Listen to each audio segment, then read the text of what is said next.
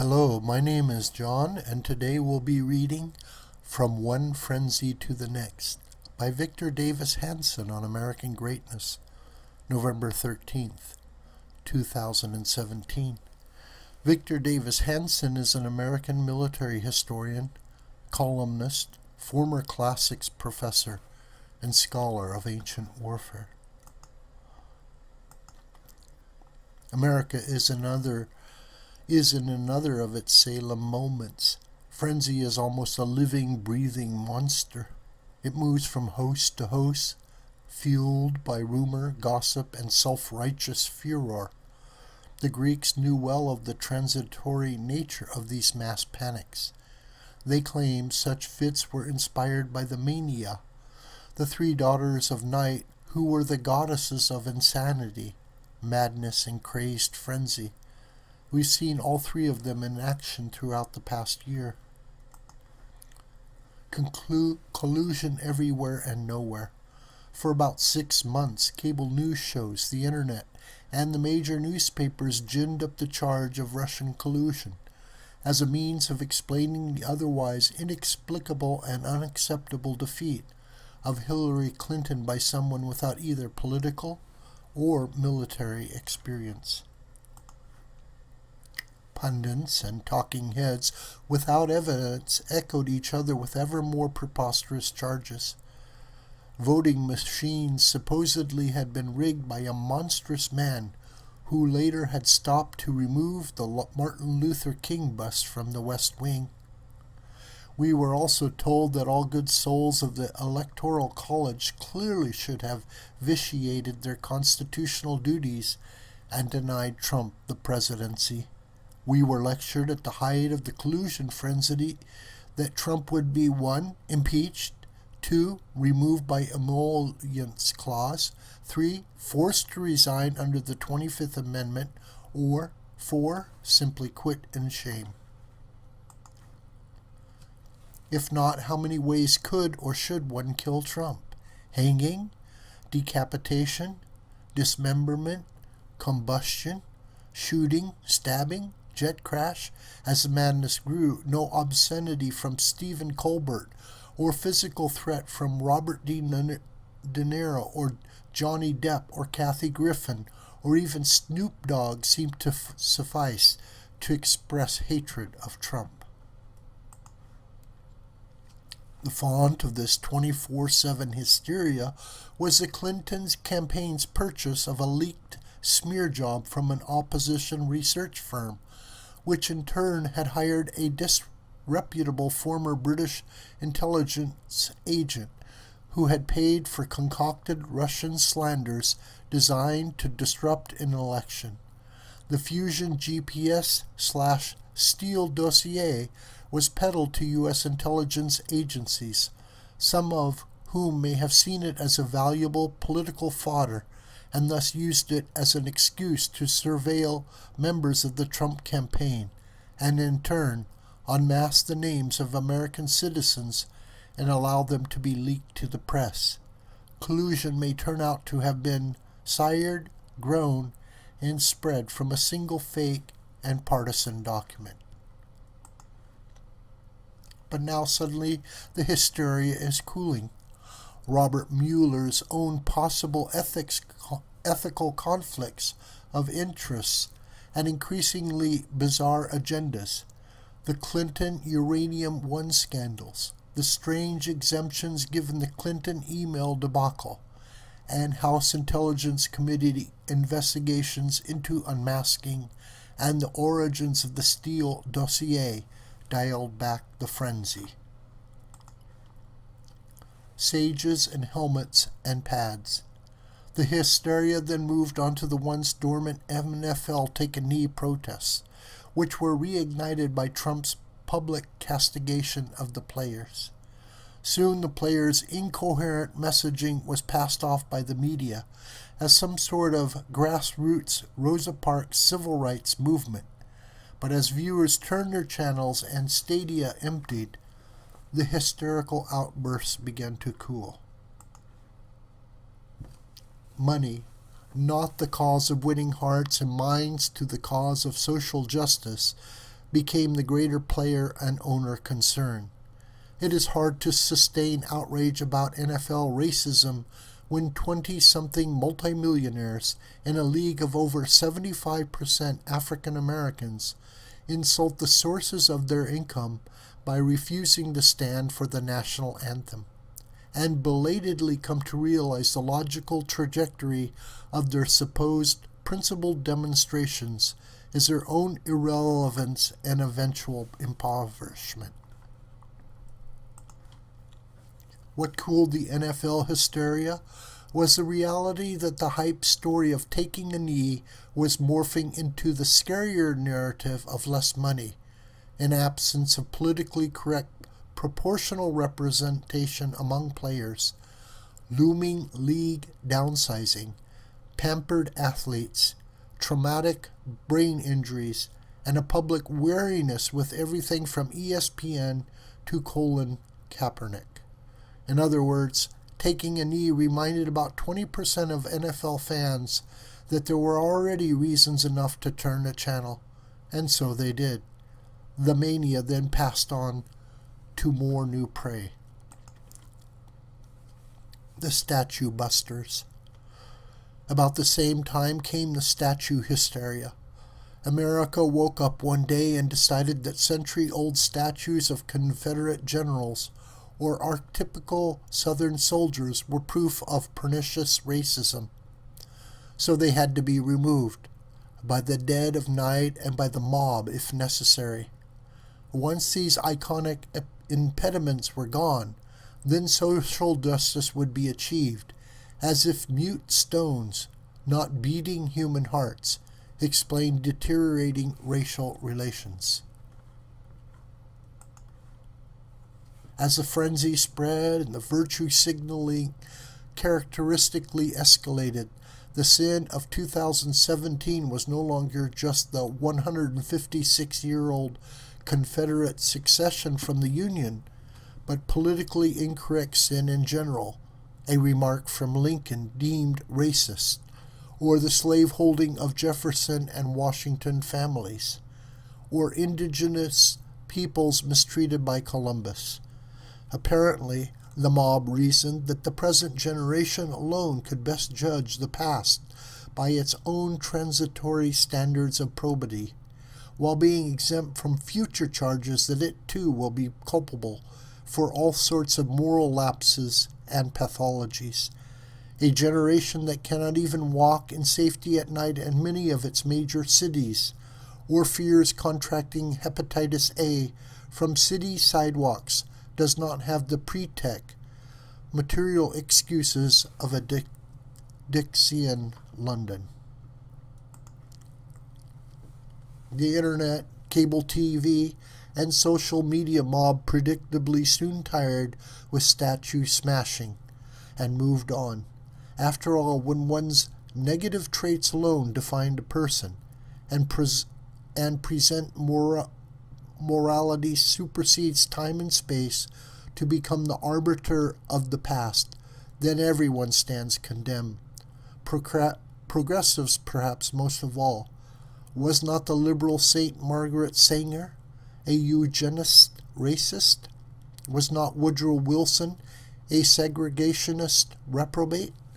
Was not Leland Stanford a white supremacist? Are the names of such progressive icons to be trostskitized too from statues and universities on the principle the worst of a man defines his totality? Or are there suddenly to be found extenuating circumstances? From Harvey to everyone. The next collective furor arose over Hollywood mogul Harvey Weinstein. Sometime in October 2017, the progressive film titan was abruptly condemned as sick, evil, and unhinged, after 30 years of common knowledge that he routinely sought to use his power of hiring and firing to leverage or force sexual gratification. Once Weinstein's progressive armor was pierced, and he was exposed as a groper, assaulter, and likely rapist, then dozens, perhaps hundreds of similar stories of powerful media and film men surfaced. Some were not only pronounced guilty of past consensual, though asymmetrical sexual relationships, but of abusive sexual acts and cruelty. Apparently, the most progressive male entertainment and media hierarchy had long equated the 1960s era liberal legacy of sexual freedom with a blank check for their own sexual coercion and phallic exhibitionism.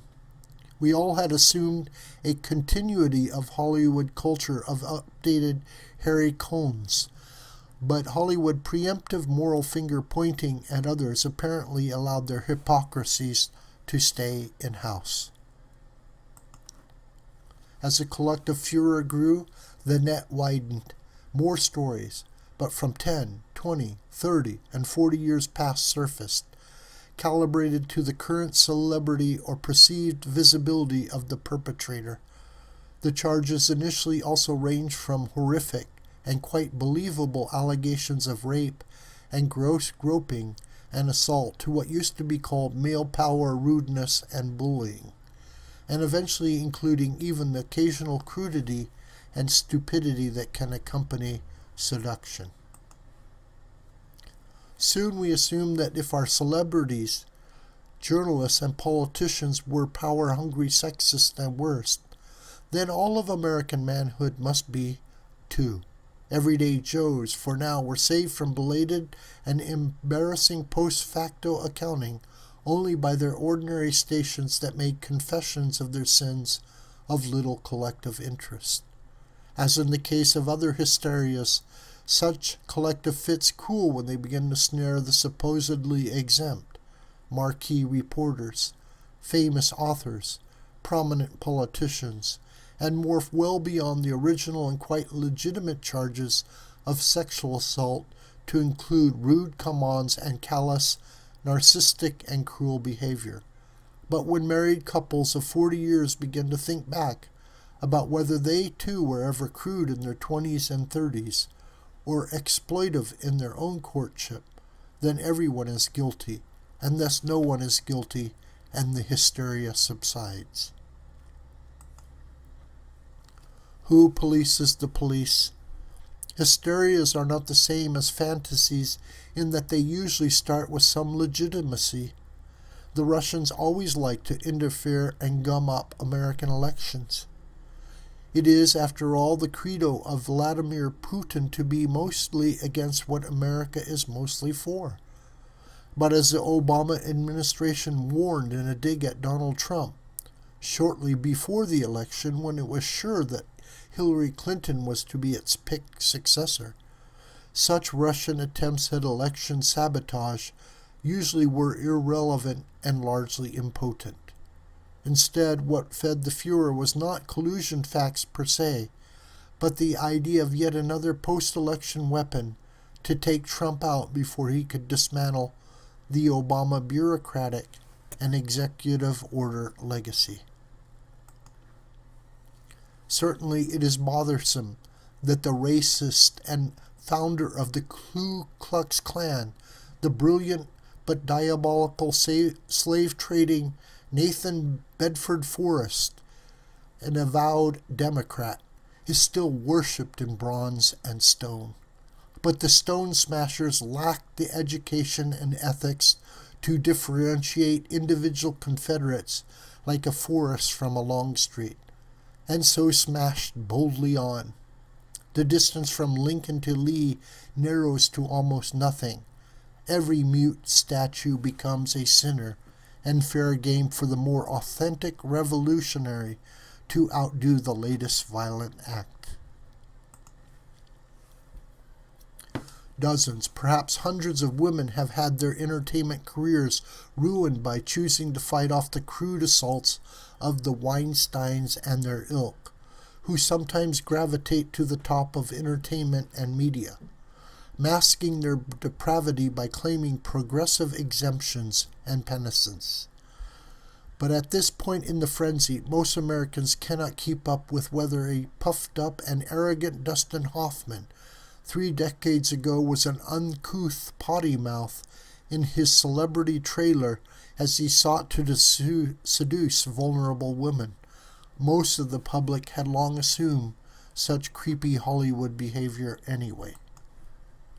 What then causes often legitimate writs abruptly to explode into collective fits, then end up either ensnaring the innocent or taking legitimate concerns beyond human reason? In our Jacobin frenzy, is it now still permitted to listen to folksy Shelby Foote in Ken Burns' Civil War documentary, or to hear Joan Baez's version of The Night They Drove Old Dixie Down, or to read Vladimir Nabokov's Lolita?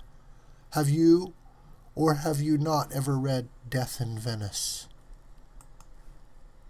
Human nature is prone to herd mentality and the politics of excess. Groupthink offers a sense of belonging and reinforcement to most people. Democracies in particular, in their radical egalitarian culture and exalted sense of self-righteousness, are particularly prone to shared frenzies. In volatile democratic culture, today's sensational scoop becomes passé by tomorrow.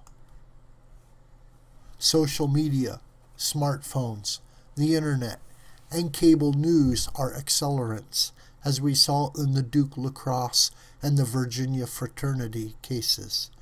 They do in minutes what used to take weeks, with the added fuel of anonymity. Sources blare out TV journalists.